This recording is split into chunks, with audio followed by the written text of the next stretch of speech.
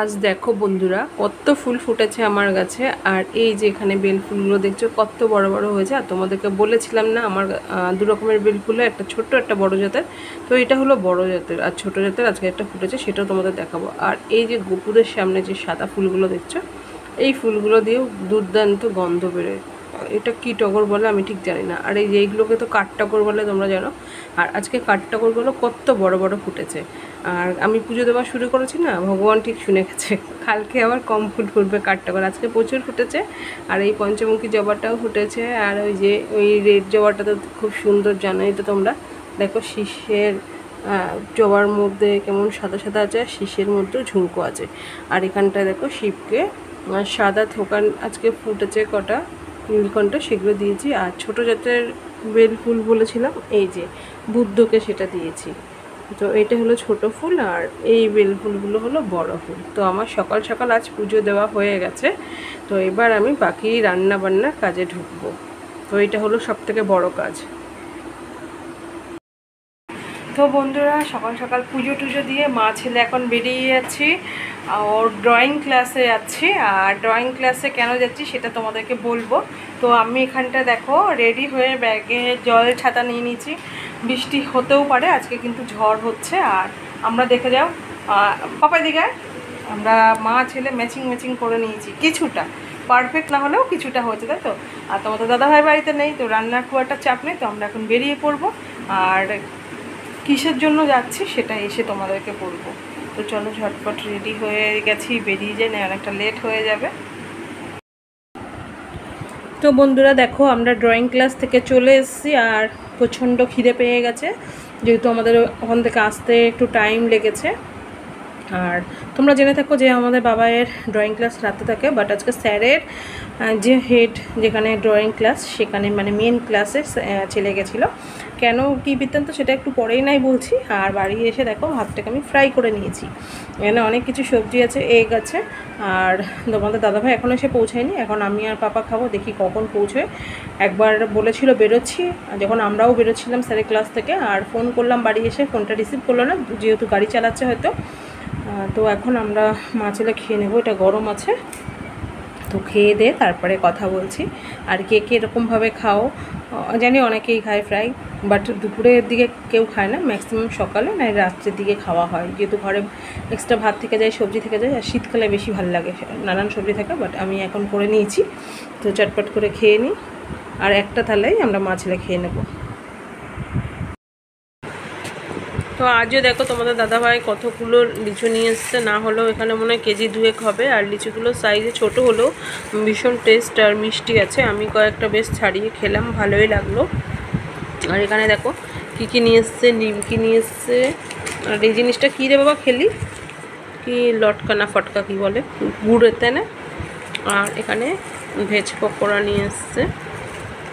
আর এখানে গাদা খানেক সবজি বাজার করে নিয়ে এসছে। তো এগুলো যদিও বা আমি কিছু খাইনি, এখানটায় বসে কিছু লিচুই খাচ্ছিলাম, আর পাপা এগুলো খাচ্ছে।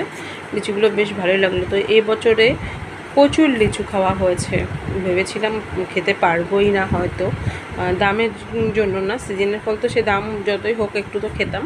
ভেবেছিলাম হয়তো এই বছরে ফলন হয়তো খুব একটা হয়নি, বাট ভালোই হয়েছে। তো এগুলো আজকে শেষ করবো না, কালকে বসে শেষ করবো। তো এখন এই যে কটা খেয়েছি, দেখি আর কটা ছাড়িয়ে ছড়িয়ে খাই, তারপরে আর খাবো না, নাহলে আবার পেট ব্যথা করতে পারে।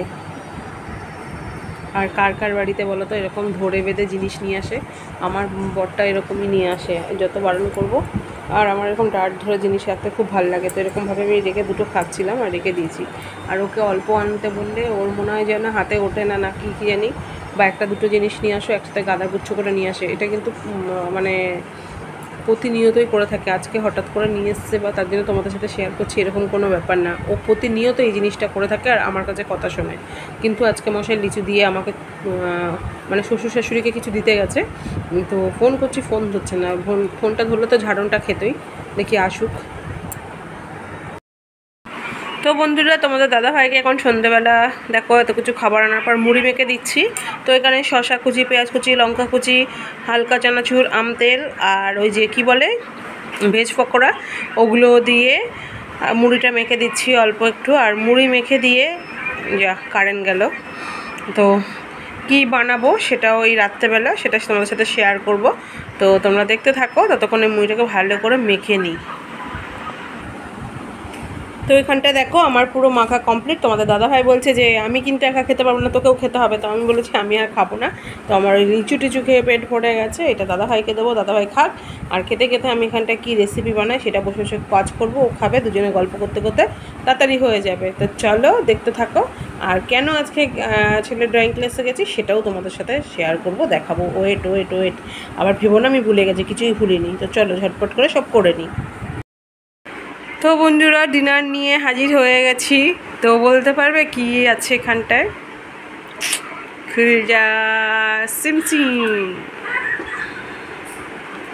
তো এখানটায় আছে দেখো পোলাও, আর পোলাওর সাথে কি আছে দাঁড়াও, ভাবছিলাম পোকাটা উড়ে কি করলো, দেখি না, গরম তো, দাঁড়াও, এখানেও একটা পোকা উঠছে পড়বে না। তো লাল লাল চিকেনের ঝোল জাস্ট নাওয়ালাম। তো এখন আমরা খেয়ে নেব। তো এখানে দাদাভাই চিকেন নিয়েছিল, কিছু সলিড আমি সরিয়ে রেখেছি, যেহেতু সলিড আমাদের খাওয়া হয় না। এখন এই চিকেনটা দিয়ে আর পোলাও দিয়ে খাওয়া হবে। আর কি চাই বলো? এর সাথে কাশ্মীরি আলুর দম হলেও ভালো হয়, চিকেন হলেও ভালো হয়।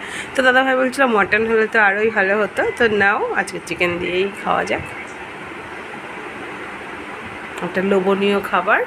তো চলো ঝটপট করে খাওয়া যাক। তো বন্ধুরা খাওয়া দাওয়া করে চলে এসেছি। আর তোমাদেরকে বলি চিকেনটা এতটা ঝাল হয়েছে, আমার তো মানে খুবই ঝাল লেগেছে। তোমাদের দাদাভাইয়ের খুব ভালো লেগেছে, ও অনেকক্ষণ মানে খাওয়া শেষেও একটু ঝোল নিচ্ছে, মানে গ্রেভিটা ওর ভালো লেগেছে, চিকেনটা ভালো লেগেছে। তো যাই হোক ওর ভালো লেগেছে আর আমার ঝাল লেগেছে। আমি ভাবছিলাম এত ঝাল কী করে খাবো, যার জন্য আমি শুকনো শুকনো খেয়েছি। তো যাই হোক ওর খুব ভালো লেগেছে। ও কিন্তু খুব একটা খায় না ভালো, ওর রাইসটাই ভালো লাগে, ও কিন্তু পোলাও খুব একটা ভালো খায় না। আর বেসিক্যালি তোমাদেরকে বলেছিলাম যে কারণে আমাকে আদাটায় যেতে হয়েছে সেটা হলো এই যে ছবিটা দেখতে পাচ্ছ, এই ছবিটা সোনা পাপাকে আঁকতে হবে, এটা বাঁধাতে হবে। তো এটা এঁকেছে।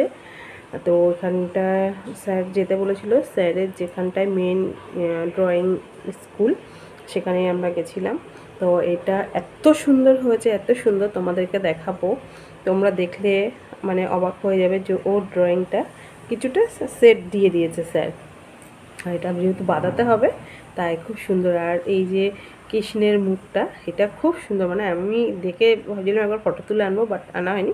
এই পিকচারটা স্যার পাঠিয়েছিল, এটা দেখে ও কিন্তু এঁকেছিল। আর হুবাহু একে কিন্তু দুই বোনকে দুটো দিয়েছে, তোমাদেরকে সেটাও দেখাবো পরে। তো যাই হোক মেন এটার জন্যই যাওয়া, তোমাদেরকে বলেছিলাম বলবো, তো সেটাই দেখিয়ে দিলাম। আর বাঁধানোর পর তো অবশ্যই তোমাদেরকে দেখাবো। আর সামনের মাসে বলে রাখি ওর কিন্তু ফাইনাল এক্সাম। তো এবার রাত্রে তোমাদের খাওয়া দাওয়া হয়ে গেছে। তো খাওয়া দাওয়া শেষে কাজ হলো এই যে এটাকে ভেজানো। তো বলে রাখি এই যে অবশিষ্ট আছে, আজকে মনে হয় ভেজানোর পর সামথিং কিছুটা থাকবে, আবার নাও থাকতে পারে, বোঝা যায় না, চামচের উপরে নির্ভর করে। আর আমার কিন্তু অর্ডার দেওয়া হয়ে গেছে আর একটা, কবে আসবে জানি না। তো যাই হোক খেতে ভালোই লাগে, অভ্যাস হয়ে গেছে। আর এখন অবধি বুঝতে পারছি না যে ডিফারেন্টটা কী, আর সেটা তোমরাই বলে দেবে। দেখি একটা মাস তো কন্টিনিউ করি, তো আমার কি মনে হচ্ছে জানি না, তোমাদের দাদা ভাইয়েরও এখনও বুঝতে পারছি না। তো একটা মাস কন্টিনিউ খেয়ে যাই, তারপরে বুঝতে পারবো যে রেজাল্ট কি আসলো। আর একজন দাঁড়িয়ে আছে কিশোর, এটা আটকে দাও। তো চলো এখন এর মতন গুড নাইট, সবাই অনেকে শুয়েও পড়েছো। তো এখন আমরা শুতে চলে যাবো ওই ঘরে। তো তোমাদের দাদা ভাই এখন রেডি হচ্ছে, ক্যামেরাটা ঘুরিয়ে নিই, এখন রেডি হচ্ছে। তো ওই ঘরে চলে যাবো শুতে, পাপা আসুক। তো চলো আজকের মতন ব্লগটা এখানে শেষ করা যায়, টাটা।